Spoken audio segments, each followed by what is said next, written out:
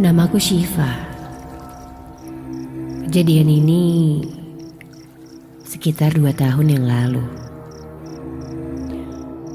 Saat itu aku, Nabila, Caca dan 2 temanku lainnya akan mengadakan acara refreshing ke salah satu villa milik Caca.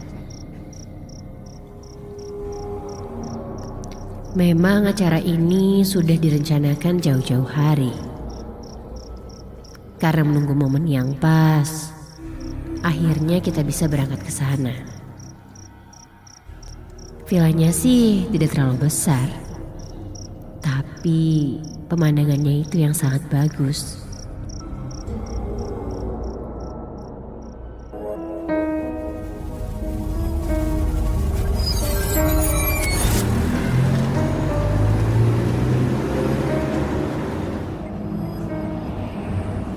Selama perjalanan, kami bercanda dan mengobrol. Hingga tak terasa, kami pun sampai di sana sekitar jam 4 sore.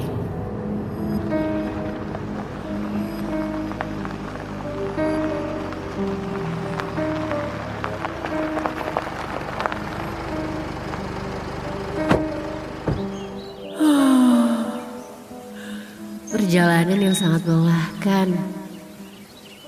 Akhirnya terbayar juga dengan pemandangan hutan pinus yang sangat indah. Begitu sampai, kita langsung berfoto dengan background hutan pinus yang rimbun dan indah.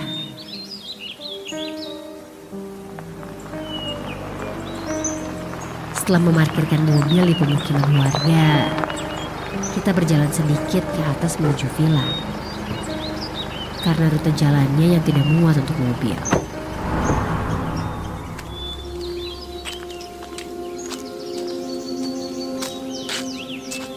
Villa itu lumayan jauh dari pemukiman, hingga membuat suasana alamnya itu terasa sekali. Kurasa cukup sih untuk sebuah short trip yang seperti ini. Akhirnya kami sampai di villa yang dituju. Villanya terbuat dari kayu. Dindingnya hingga atapnya didominasi oleh kayu. Dan sangat nyaman sekali.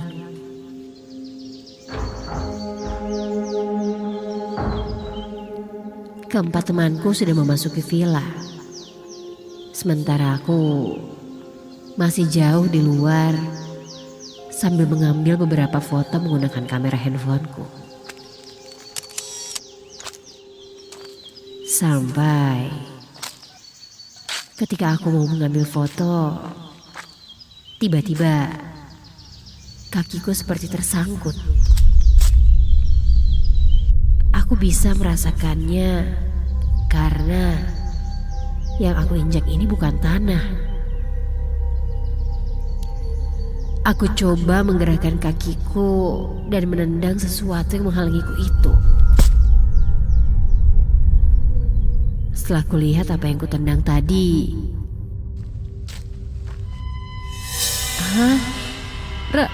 rambut. Ternyata yang aku tendang itu gundukan rambut panjang yang menggumpal. Untuk memastikan apakah itu rambut atau ijuk, aku mendekatinya dan memegangnya. Ternyata ini rambut asli. Dan baunya sangat tidak enak. Membuatku mual. Siapa sih yang cukur rambut di sini? Gak ada kerjaan aja. Aku pun membuang jauh-jauh rambut itu.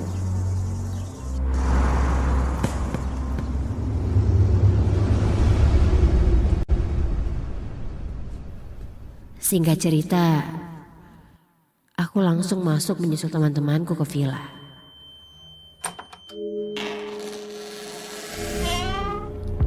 Malam pun datang. Setelah makan malam, aku dan teman-temanku masuk ke acara inti. Kami membuat api unggun di belakang villa sambil memutarkan musik dan sesekali bercanda.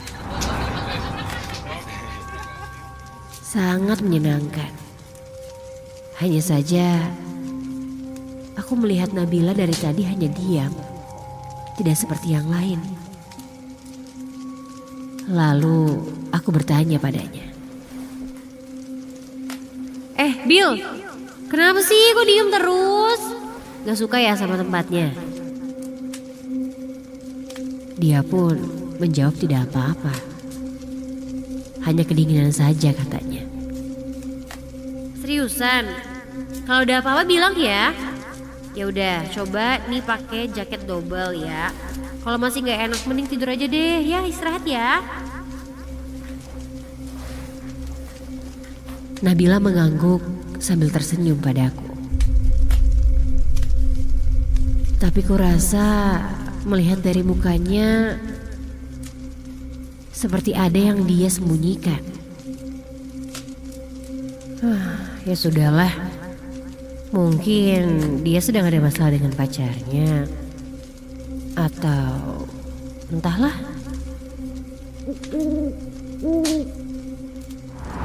Waktu tak terasa sudah menunjukkan jam 11 malam. Api unggun mulai terlihat redup. Aku meminta kepada temanku untuk mengantarkanku ke tempat mobil kita parkir. Untuk meminta kayu bakar pada penjaga di sana. Tapi teman-temanku tidak ada yang mau. Dengan alasan malas dan juga gelap. Terpaksa aku pun mengambilnya sendiri. Jaraknya memang lumayan jauh. Ya sekitar 500 meter lah.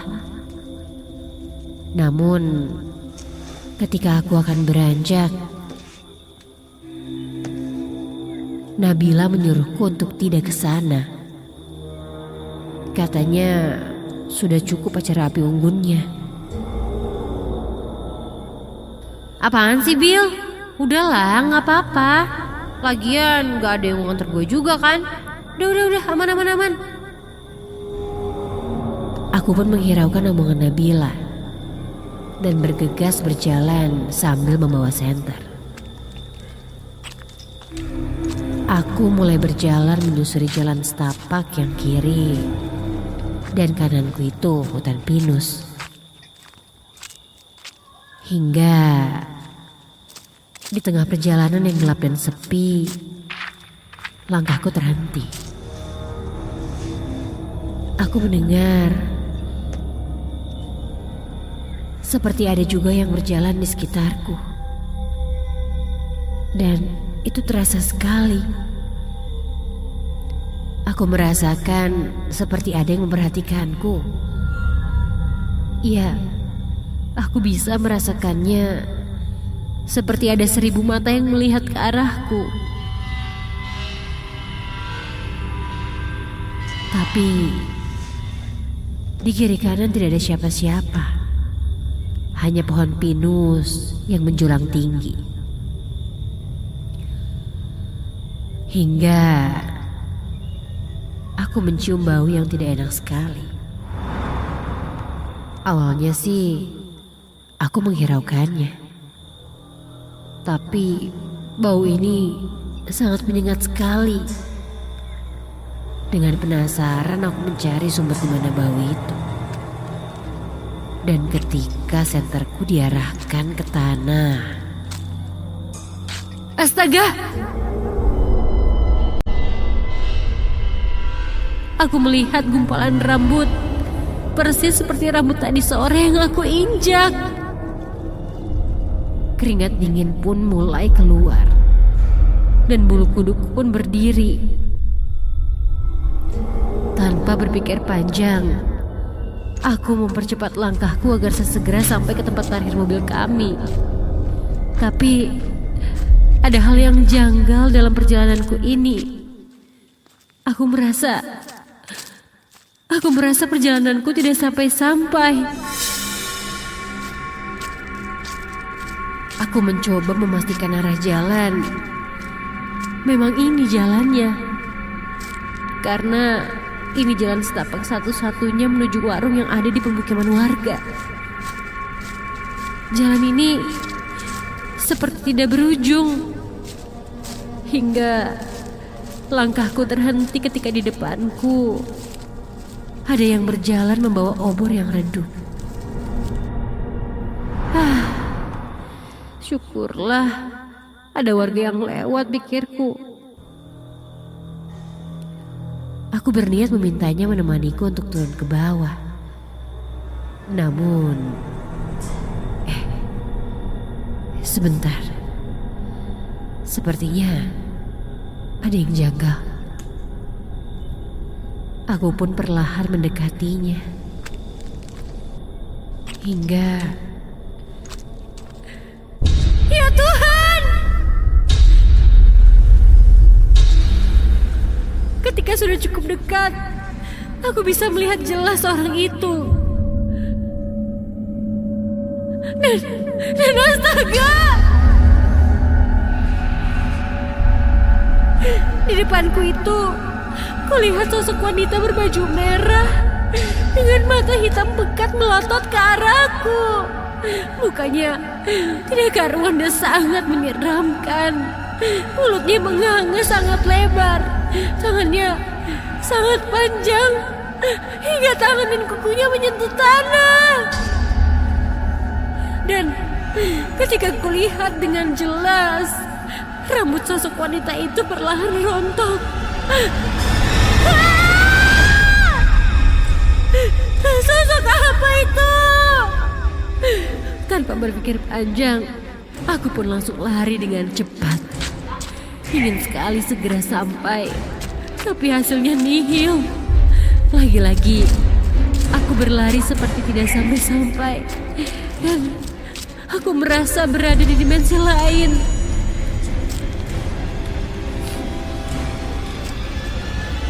Hingga ketika aku sadar, sosok perempuan itu sudah melayang mengejarku dengan cekikikan yang mengerikan. Tubuhku mulai berat. Mataku mulai agak buram. Hingga aku tidak ingat apa-apa lagi. Ketika aku terbangun, aku sudah ada di pos pemukiman warga. Kulihat warga yang mengerumuni dan teman-temanku berada di sampingku.